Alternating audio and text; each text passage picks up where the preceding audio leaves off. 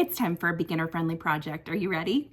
Okay, so if you have hair that's like sort of long and you have a child that also has hair that's sort of long, you know that scrunchies are scarce in your home. I would be willing to bet that you probably could find 15 under your couch that are disgusting. So let's make a new scrunchie, and I'm gonna use a remnant of some velvet that I got at Joann. Don't ever pass up these little fun velvet remnants, you guys. Even if it's just like a quarter of a yard, you can make something with it, I promise. And I'm using my elastic from the Dollar Tree that I spend $1.25 on, and it is the gift that keeps on giving. I have been using this same pack of elastic since, I don't know, February. The day this runs out, I might cry. My favorite tool to make a scrunchie is actually this quilting ruler. If you like big scrunchies like this perimeter is actually the perfect size for a scrunchie. Let me show you how to cut it out. I am going to cut this, making sure that my stretch is going along the long way of the scrunchie. And the reason this quilting ruler comes in so handy is because this stuff rolls, right? It's kind of obnoxious. So if you lay your quilting ruler, straighten it out, lay it right down there. We're just gonna cut around this perimeter, and that will give us a piece of fabric that is 24 inches by 6 inches, which I actually really love for a scrunchie. It works out great. Now, if you want to make it bigger, that's your business. You can make it whatever size you want. You can make the largest scrunchie that ever existed and maybe get in the Guinness Book of World Records. I don't know.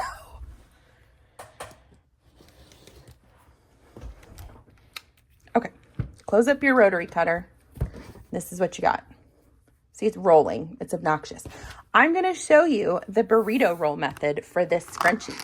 Burrito what method, you ask? Well, let me just explain it to you. First, we're going to take your short ends, match the pretty sides together, and I want you to sew across this, and you can just use a regular straight stitch on your sewing machine. For most knit sewing, you're going to want to use a serger or a stretch stitch on your sewing machine or a zigzag stitch, but for this scrunchie, it doesn't matter.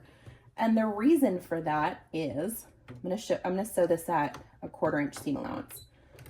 The reason for that is once you get it scrunched up, you're not asking that fabric to go bigger than what the perimeter of its original circle was ever again, because your elastic is going to be significantly smaller of a circle.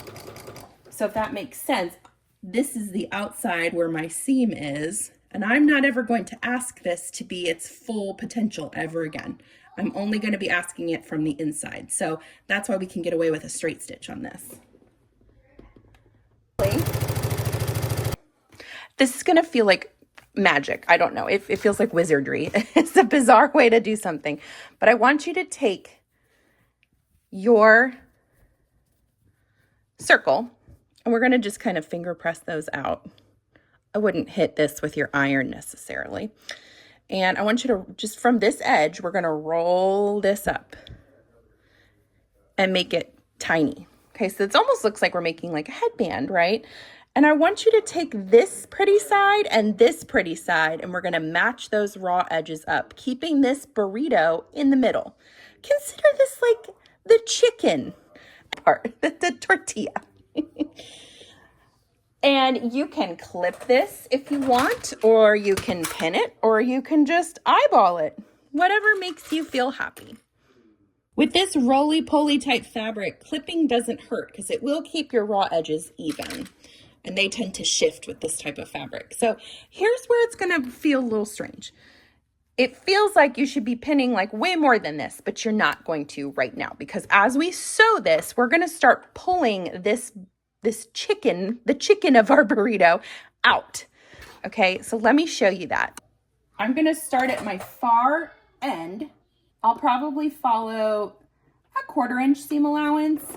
I have my walking foot loaded, and that's just because it was on for a different project, but a zigzag foot would work fine. Start with a back stitch. Make sure your fabrics are stacked evenly, and just start sewing down that raw edge. The main thing that's important here is that you're making sure all that stuffing is over on this side and it's not getting stuck under your needle. if it does, then you're gonna have a problem when you try and turn this scrunchie right side out. So keep going. This is such a fast and easy way to make a scrunchie, but I think people hear burrito method, and even some seasoned sewists are like, no thanks, that makes my head hurt. And for a while, it made my head hurt too.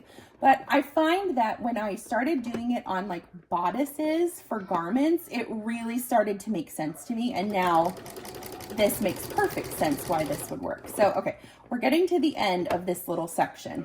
I'm gonna sew a little further, far as I can. And now look at that, I have nowhere to go. Where do we go from here? Where do we go from here? I think that's a Vita, isn't it? I'm gonna pull some of this out. Okay, this is where the magic starts to happen.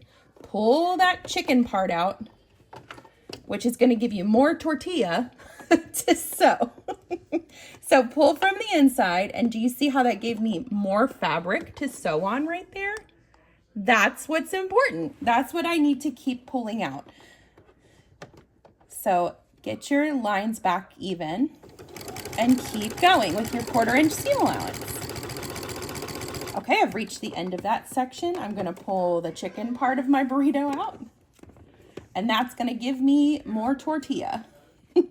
My analogies, you will find, are a little scattered, but since we're on the burrito theme, I figured it might ring true for you or help clarify what's going on.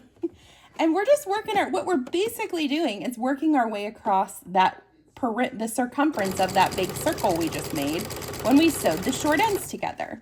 So keep pulling it out and keep moving forward. I swear, once you get the hang of this burrito method, it is so much easier to make scrunchies. And if you like doing it a different way, you know what? That's totally fine. And do you know why? Because this is your world and you get to choose how you live it. So if this method just looks horrifying to you and you would never want to look at this video again, I completely understand. You have to do what makes your brain function. And for some people, it just doesn't click. But I am trying to make it at least like understandable by using these weird analogies. Like I'm sewing the taco shell, the burrito, the tortilla edges. And to get those, I'm pulling out the chicken stuffing inside, the burrito part, okay? Eventually, you're gonna get to where it gets a little bit tight, and that's where you want to stop sewing. So I can see this is the end of my sewing, or actually the beginning. I have about 4 inches here. I'm gonna sew maybe another 2 inches, maybe 1. You don't need a huge opening, but you do need an opening because we're going to need to sew our elastic through, or thread it through. We're not sewing it through. Okay, when you're done, backstitch. And let me show you what happens. This is what I pulled out of my machine. What I want to grab onto is I want to open that hole that I had, if I can find it. Okay, and we're going to turn it right side out through the hole. You guys, look. Okay, you could make this into the cutest headband if you were, I look like a flapper. Like, where's my fringe and my cool shoes? I'm going to go Charleston the night away. Right, so you can make this headband at this point, but we want to make a scrunchie. So what we're going to do is find that elusive spot where you didn't sew. I'm going to clip mine because I keep losing it. There it is. Take your elastic, and so this is kind of a weird way to measure it, but I have a big wrist, so I'm not going to cut it super small, but I want it to be comfortable because I wear scrunchies on my wrists like it's 1995. Okay, so match up to the size of whatever wrist or however you want to do it. Let's see how big this ends up. It's like around 8 inches. Okay, cut it at 8 inches. You can grab a safety pin or a bodkin to do this next step, but you just want to thread that elastic through. So I'm loading it just like this. I clipped where my hole was so I can find it. And you're going to thread it through. And it's going to look like it's going to just get lost in there. And it might if you're not careful. So scrunch some of it up. And once it comes to this point, I usually hold on to it. I tend to wrap my pinky around it because I still need my fingers. But if I'm holding it with my pinky, at least I know it's safe. You could even pin it to the scrunchie at the opening if you're concerned about it. But once you start making these more often, it becomes like second nature. Okay, so I've made it all the way through. I'm gonna remove my safety pin and I'm gonna tie this in a knot. You could sew it through if you want. You could like crisscross the ends and sew them. I just like to tie a little knot. Remove your clip, and then the last step is just to sew this shut. Now, if you wanna use like a hand stitch where it's like hidden, I find with the velvet, it actually is not very visible. So I'm just gonna, and this is such a small area, I'm just gonna do a straight stitch. Are you just amazed at how easy this is? And the reason I'm starting to make velvet scrunchies is because, first of all, I think they're fancy, aren't they?